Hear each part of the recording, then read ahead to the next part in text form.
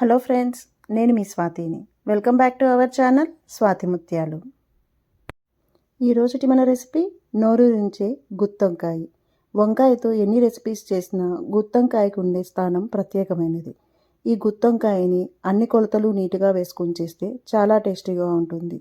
ఇది చపాతీలోకి, రొట్టెల్లోకి, పూరీలలోకి, అన్నంలోకి అన్నింటిలోకి చాలా బాగుంటుంది. ముందుగా దీనికోసం కొన్ని పల్లీలను తీసుకొని వాటిని ఫ్రై చేసుకోవాలి. పల్లీలను రోస్ట్ చేసుకుని దాన్ని తీసి పక్కన చల్లారబెట్టుకోవాలి. తర్వాత అదే ప్యాన్లోకి 3 టేబుల్ స్పూన్ల ఆయిల్ తీసుకోవాలి. తర్వాత ఇందులోకి 1 టేబుల్ స్పూన్ ధనియాలు, 1 టేబుల్ స్పూన్ జీలకర్ర, అలాగే 1/2 టేబుల్ స్పూన్ మెంతులు తీసుకొని వీటిని రోస్ట్ చేసుకోవాలి.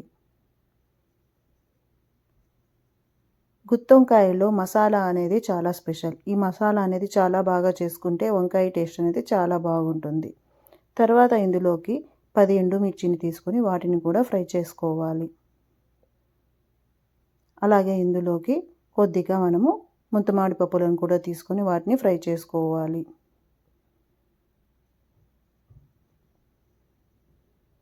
తర్వాత ఇందులోకి 2 to 3 టేబుల్ స్పూన్ల నువ్వులను తీసుకొని ఫ్రై చేసుకోవాలి.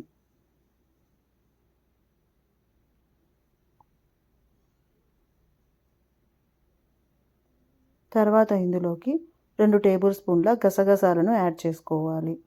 ఈ గసగసాలను బాగా ఫ్రై చేసుకుంటే గుత్తొంకాయ టేస్ట్ అనేది చాలా బాగుంటుంది. తర్వాత ఇందులోకి 1/4 కప్పు కొబ్బరి పొడిని యాడ్ చేసుకొని దాన్ని రోస్ట్ చేసుకోవాలి.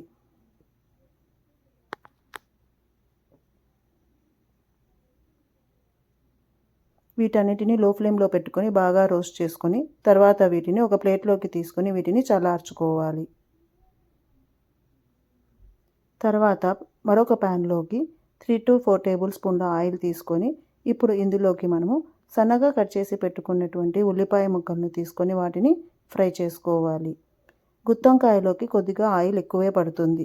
గుత్తొంకాయ టేస్ట్ బాగుండాలంటే ఆయిల్ కొంచెం ఎక్కువ వేసుకుంటే టేస్ట్ అనేది చాలా బాగుంటుంది. ఆనియన్స్ లైట్ బ్రౌన్ కలర్లోకి రోస్ట్ అయిన తర్వాత ఇప్పుడు ఇందులోకి మనము కట్ చేసి పెట్టుకున్నటువంటి టమోటా ముక్కలను యాడ్ చేసుకొని వాటిని బాగా ఫ్రై చేసుకోవాలి. తర్వాత ఇందులోకి అర నిమ్మకాయ బద్దంత చింతపండును తీసుకొని దాన్ని యాడ్ చేసుకొని దానిని కూడా బాగా మగ్గనివ్వాలి. చింతపండు వేడి మీద బాగా మగ్గిపోయి మెత్తగా అయిపోతుంది. ఇలా మనం బాగా రోస్ట్ చేసుకొని పెట్టుకోవాలి.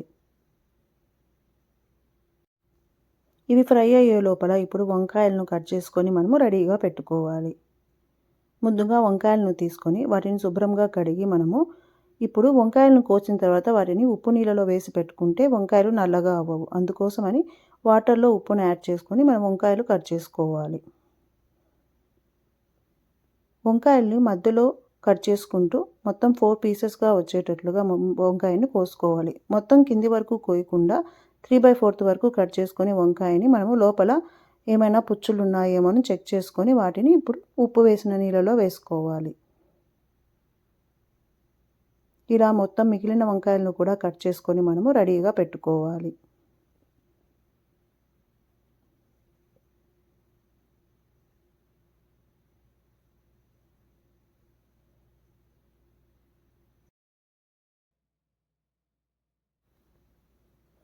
ఇప్పుడు మిక్సీ జార్ను తీసుకొని ఇందులోకి మనము ముందుగా ఫ్రై చేసి పెట్టుకున్నటువంటి మసాలాను, శనక్కాయ పప్పులను అన్నిటినీ యాడ్ చేసుకొని వీటిని పేస్ట్ చేసుకోవాలి.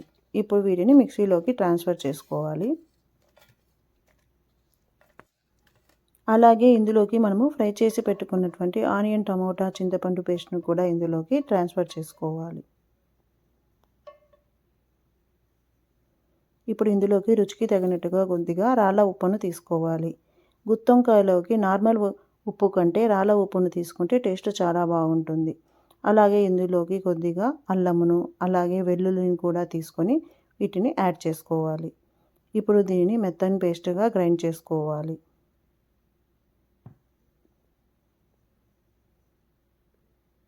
తర్వాత ఈ పేస్టును మనం ముందుగా కట్ చేసి పెట్టుకునేటువంటి వంకాయల్లోకి లోపల స్టఫింగ్ లాగా యాడ్ చేసుకోవాలి. ఒక సైడ్ ఎడ్జ్ను ఓపెన్ చేసి ఒక సైడ్ యాడ్ చేసుకుని తర్వాత రెండో సైడుగా మొత్తం మసాలాను లోపలికి మనము స్టఫ్ చేసుకోవాలి. ఈ మసాలా ఈ వంకాయలోకి స్టఫ్ చేసుకొని నీట్గా కుక్ చేసుకుంటే దీని టేస్ట్ అనేది చాలా బాగా వస్తుంది. ఇలాగే మొత్తం అన్ని వంకాయల్లోకి మనం మసాలాను స్టఫ్ చేసుకోవాలి.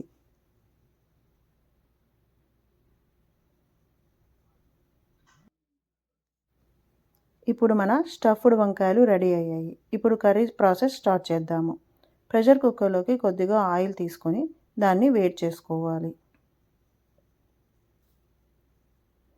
తర్వాత ఇందులోకి 1/2 టేబుల్ స్పూన్ ఆవాలు, 1/2 టేబుల్ స్పూన్ జీలకర్ర, కొద్దిగా కరివేపాకు తీసుకొని వీటిని ఫ్రై చేసుకోవాలి.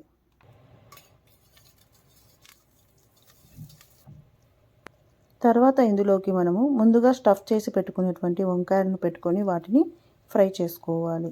వంకాయలను ఎక్కువగా కదిలించుకోకుండా ఒక ఆర్డర్లో పెట్టుకొని ఒక సైడ్ ఫ్రై అయిన తర్వాత నిదానంగా ఇంకో సైడ్కి తిప్పుకుంటూ ఫ్రై చేసుకోవాలి.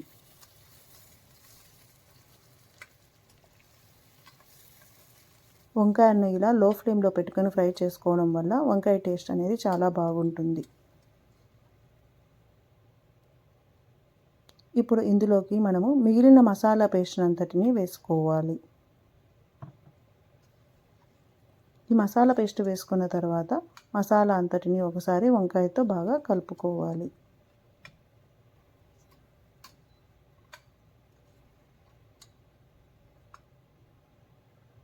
తర్వాత ఇందులోకి 1 గ్లాస్ వాటర్ను యాడ్ చేసుకోవాలి.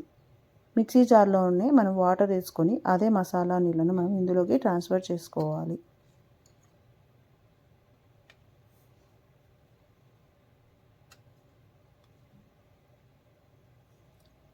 ఇప్పుడు మిగతా వాటర్ని కూడా యాడ్ చేసుకొని మనము ఇందులోకి టేస్ట్కు తగ్గట్టుగా ఉప్పును అన్నిటిని ఒకసారి చెక్ చేసుకొని మనము ఇప్పుడు దీన్ని ప్రెషర్ కుక్కర్ లిడ్ పెట్టుకొని క్లోజ్ చేసుకోవాలి.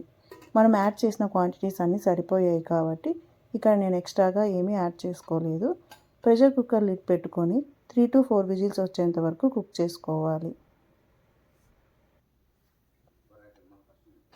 4 విజిల్స్ తర్వాత ఆవిరిపోయిన తర్వాత ప్రెషర్ కుక్కర్ లిడ్ ఓపెన్ చేసి చూస్తే మన టేస్టీ అండ్ ఎమ్మీ గుత్తి వంకాయ రెడీ అయిపోయింది. చూసారు కదా ఎంత బాగా కలర్ఫుల్గా ఉందో. ఇది చూడటానికే కాదు తినడానికి కూడా చాలా బాగుంటుంది. అంతే, ఎంతో సింపుల్గా ఈజీగా మన గుత్తి వంకాయని మనము తయారు చేసుకోవచ్చు. ఇది జొన్న రొట్టెల్లోకి, చపాతీలలోకి, పూరీలలోకి, దోశల్లోకి, వేడివేడి అన్నంలోకి అన్నిట్లోకి చాలా బాగుంటుంది. వంకాయను ఎన్నో రకాలుగా తయారు చేసినప్పటికీ గుత్తి వంకాయ ప్లేస్ అనేది టాప్ 1లో ఉంటుంది. దీని టేస్ట్ను మీరు కూడా ట్రై చేసి టేస్ట్ ఎలా ఉందో నాకు కామెంట్ రూపంలో తెలియజేయండి.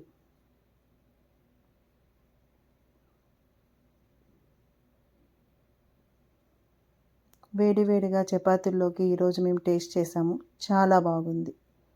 మరిన్ని ఇలాంటి వీడియోస్ కోసం మా వీడియోను లైక్ చేయండి, షేర్ చేయండి, అలాగే మా ఛానల్ను సబ్స్క్రైబ్ చేయండి.